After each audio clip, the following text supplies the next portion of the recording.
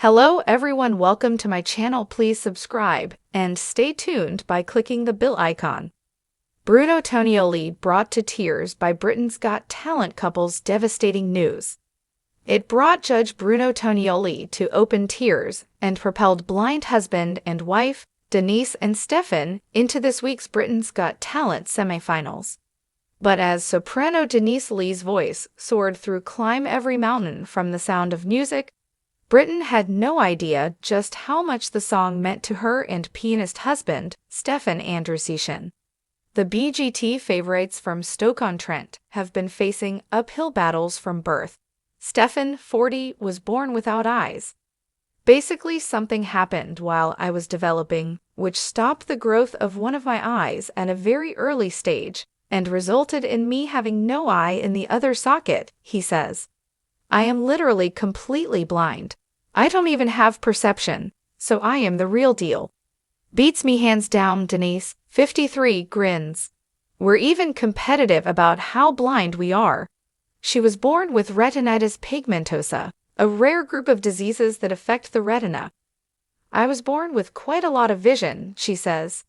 It sort of took a nosedive when I went through puberty, and then another nosedive every time I had a baby.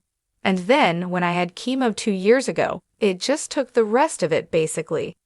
Diagnosed with breast cancer in August 2021, she lost a chunk of her favorite left breast, Thelma.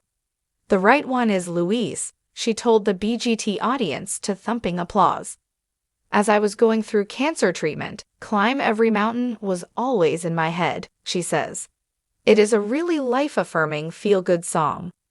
Denise's 3 adult children from an earlier relationship, Rebecca, 30, Michael, 28, and Sam, 26, are all sighted. They dodged the bullet, Stefan says. But their child together, Dimitri, 10, has retinitis pigmentosa too. It's a recessive condition, which means that to get it you have to have a copy of a gene from your mom and your dad, Denise explains. Even though Stef's eye condition is not related to my condition, it turned out he carries the same damaged gene as me. So instead of having a 1 in hundreds of thousands chance of having a visually impaired child, we had a 50-50th chance. The geneticist would have happily put us in a glass case and stared at us for the rest of our lives, I think, Stefan chips in. It was a cruel and totally unexpected twist of fate. There's a period of mourning, says Stefan. You kind of mourn the loss of the life that you thought your child would have. You think of the battles they're gonna have, because you've had them yourself. I realized that he was going to have this mountain to climb, Denise agrees. It was very, very hard. He was just 1 when we found out. Yet a bright and happy Dimmy still watched Mum and Dad's triumph from the wings at their first audition, cheering them on with Ant and Dec and guide dog Tilly for company. And he's going to be there again tonight when the couple battle it out for a place in the BGT final. He has very, very little sight, Denise says. After all the tests he had initially, the ERG, electroretinography, where they take readings directly from the retina. They said he had no vision at all, but I knew he did because he was reacting to things. More sight than the doctors thought he had, but less than I hoped. He's an absolute tech genius, Stefan laughs. I worry about my job as a visually impaired role model with our local education authority, going into schools and working with severely sight-impaired children in mainstream education, training them on how to use adaptive technology, because Dimmy can pretty much do what I do already. And he's not even in high school first yet. Thought when she was diagnosed with cancer. I'd noticed a change in the skin on my boob, like orange peel. It had gone like that sort of dimply, strange texture, and the nipple had inverted, she says. And I just thought, this isn't right. She'd been shown how to check her breasts years by touch before at a family planning clinic. I remember this woman showing me how to do it, and I've done it every single month since then, she says. That woman saved her life. Denise had a mammogram and was called back for an ultrasound scan. They went from, don't worry, it's probably nothing, to this is definitely cancer, we can tell it's in the lymph nodes. It was all up around my neck, in my collarbone. They did a biopsy and my guide dog jumped onto the bed because I yelped. About 5 nurses came running into the room, saying they'd take the dog. That was a bad day. She went home to Stefan, who was busy baking a cake. I said to him, I don't want to die, I want to see Dimmy start school. It was so scary because I hadn't been told what my chances were, what grade of cancer, what stage of cancer it was, she says. It was stage 2, grade 3, aggressive and estrogen and progesterone fed. Denise had surgery, then chemo and radiotherapy. Through it all, Steph was her rock. Because I had chemo through the winter, he'd come down if I was sleeping on the sofa. He'd light the fire for me and just sit up and watch over me all night. Steph cackles. It's so much fun watching people squirm when they see one of us to light a stove for the first time. A wisecrack is never far away. You get the feeling it's how they cope.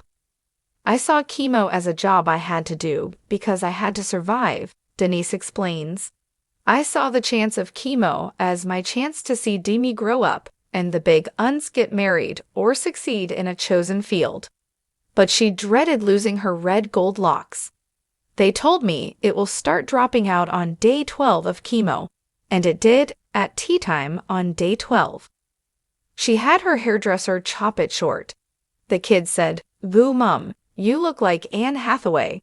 But then 2 days later, I'd got a big tonsure, bald patch at the top.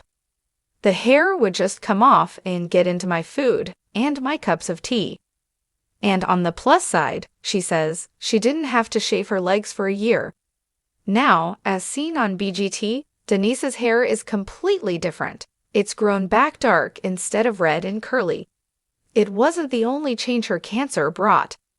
Having such a close shave with death has made me just want to take every opportunity that I can, she says. 13 years ago, I'd thought about doing BGT, but decided it wasn't the right time, and so I just revisited the idea. It was a massive brain fart, Stefan laughs. Denise was no stranger to telly fame, having won Channel 4's opportunity in 2003. She performed at the London 2012 Paralympics opening ceremony, too. BGT is a completely different experience, though, she says.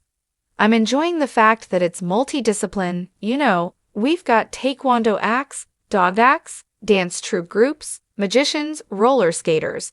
It's just amazing to have all this variety. Social media is here this time around, too. We didn't get a golden buzzer, which is kind of a bone of contention for social media, but I was quite glad to fly under the radar, Stefan grins, downplaying what became a huge online storm over their alleged snub from the judges. The wait for results on BGT has been as nerve-wracking as when his wife had cancer, says Stefan. It's no easier waiting to hear if you've got through to the next stage of BGT, just slightly less life-threatening.